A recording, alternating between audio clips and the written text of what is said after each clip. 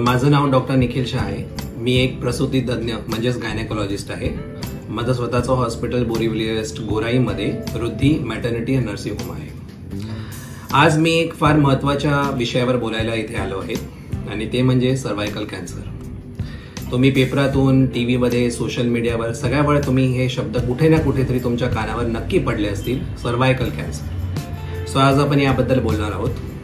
आतापर्यंत कधी तुम्ही सर्वायकल कॅन्सर हा शब्द ऐकला नसेल, मग अचानक आज अशी काय वेळ आली की तुम्हाला सर्वायकल कॅन्सरच्या वॅक्सिन बद्दल लोक बोलायला आले? कारण काळ आणि वेळानुसार प्रत्येक रोग पण बदलत जातो। ज्याप्रमाणे कोविड आता रोग होता, त्याप्रमाणे सर्वायकल कॅन्सरच्या दुनियेत स्त्रियांमध्ये सर्वायकल कॅन्सर हा फार पुढे आला आहे। पूर्वी स्तनाचा म्हणजे ब्रेस्ट कॅन्सर होता, पण आता सर्वायकल कॅन्सर, पिशवीच्या तोंडाच्या मुखाला सर्विक्स म्हणतात, त्याच्या कॅन्सर आता त्याचं प्रमाण खूप वाढत चाललं आहे। मग असं एवढ्या थोड्याशा वर्षात असं काय बदललं की आज आपण सर्वायकल कॅन्सर बद्दल एवढं बसून बोलतोय आणि ऐकतो आहोत? तर आपण पण आपली राहणी, आपलं खाणं पिणं हे सगळं बदललेलं आहे आणि पाश्चात्य संस्कृती घेतल्यामुळे आज आपण हे सगळ्या रोगांना तोंडमुखी होत आहोत। असं काय झालं आहे? तर संभोगाचे वय हे आता फार लहान झालेलं आहे। 10, 11, 12 वर्षाच्या मुली पण संभोग करायला लागल्या आणि त्यामुळे सर्वायकल कॅन्सर पसरायला लागला आहे। दुसरे म्हणजे एकापेक्षा जास्त व्यक्तींबरोबर संभोग करणे, यामुळे पण हा कॅन्सर पसरत चालला आहे। तिसरं सगळ्यात महत्त्वाचं म्हणजे धूम्रपान करणे। एकट्या धूम्रपानामुळे सर्वायकल कॅन्सर 16% वाढतो। पुरुषांमध्ये एक व्हायरस असतो ज्याला आम्ही HPV ह्यूमन पॅपिलोमा व्हायरस म्हणतो।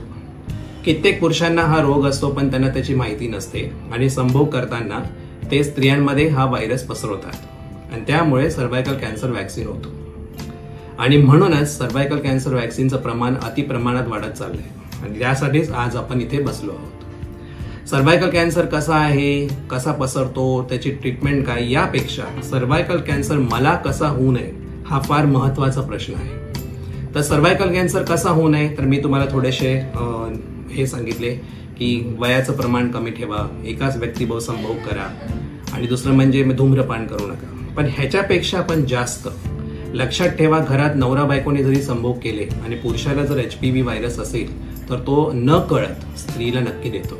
यात दोघांचीही चूक नाही, पण शेवटी स्त्रीला त्याच्या तोंडमुखी पडावं लागतं। म्हणून आता जर सर्वायकल कॅन्सर खूप पसरत चालला आहे तर त्याच्या अगेन्स्ट एक खूप चांगली न्यूज ही पण आहे, एक चांगली बातमी आहे की एक वॅक्सिन निघालं आहे ज्याला म्हणतात सर्वायकल कॅन्सर वॅक्सिन, जे स्त्रियांमध्ये या कॅन्सरचं प्रमाण 95% पर्यंत खाली जाऊ शकतं। मग विचार करा की आपण नवजात बाळाला न्यूमोनिया आणि चिकन पॉक्स होऊ नये या ज्या रुग्णांचे रोगाचे औषध आहे त्याच्यासाठी पण आपण वॅक्सिन देतो। तर जर 3 डोस घेऊन तुमच्या आयुष्यात एखादा कॅन्सर 95% खाली जात असेल तर याच्यापेक्षा मोठी देणगी नाही। 8 वर्षापासून 14 वर्षापर्यंतच्या मुलींना जर तुम्ही हा डोस दिला तर फक्त 2च डोस द्यावे लागतात आणि 14 वर्षापासून 45 वर्षापर्यंत जर तुम्ही हे वॅक्सिन दिलं तर फक्त 3च डोस द्यावे लागतात, एक आत्ता, एक 2 महिन्यांनी आणि एक 6व्या महिने। तुम्ही खूप लोकांकडून ऐकाल की नाही ते फार महागडं आहे, आत्ता काही द्यायची गरज नाही, पण आपण पैशांच्या दृष्टीने विचार केला तर 4000चं हे वॅक्सिन आहे। 4000 गुणिले 3 म्हणजे 12000, 6 महिन्यात 12000 स्वतःवर जर तुम्ही गुंतवणूक केली तर तुम्ही या कॅन्सरपासून वाचू शकता। जर या कॅन्सरला तोंडमुखी पडलात तर याचं ऑपरेशन लाखांमध्ये असतं आणि चिरफाड आणि पेन आणि त्याचं किमोथेरपी, रेडिओथेरपीच्या कळा त्याच्याबद्दल तर बोलण्यासारखंच नाही। म्हणून मी तुम्हाला सांगतो की तुम्ही 8 वर्षाचे असून 45 वर्षापर्यंत जेवढ्या पण स्त्रिया आहेत, तुमच्या माता, तुमच्या भगिनी, तुमची बायको, तुमची प्रेयसी, तुमच्या सासूबाई, त्या सगळ्यांना तुम्ही सर्वायकल कॅन्सर वॅक्सिन द्यायलाच हवं। आज जर आपल्याकडे एक रामबाण उपाय असेल ज्याच्याने जर कॅन्सर एवढं कमी प्रमाणात होत असेल तर ह्याचा उपयोग तुम्ही करायलाच पाहिजे। कारण उद्या जेव्हा कॅन्सर तुम्हाला होईल तेव्हा आयुष्यभर संताप आणि पश्चाताप राहील की आपण का नाही केलं, पण तोपर्यंत वेळ निघून गेलेली असणार। म्हणून मी तुम्हाला सांगतो की जिथे पण तुमच्या जवळचा गायनेकोलॉजिस्ट असेल त्याला जाऊन सांगा की आम्हाला सर्वायकल कॅन्सर वॅक्सिन हवेत आणि 2 डोस किंवा 3 डोस करून तुम्ही याच्यातून मुक्ती पामू शकता।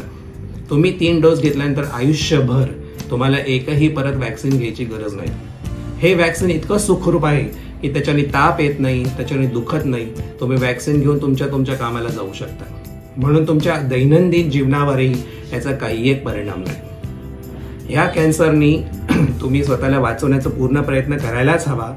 आणि सगळ्यांनी जर ही बातमी पसरवली तर एक समाज या रोगापासून मुक्त होईल अशी मला खात्री आहे. आणि म्हणूनच मी तुम्हाला हा संदेश देत आहे की जिथे पण असाल तिथे हे वॅक्सिन घ्या आणि स्वतःला या कॅन्सरपासून मुक्त करा. All the best.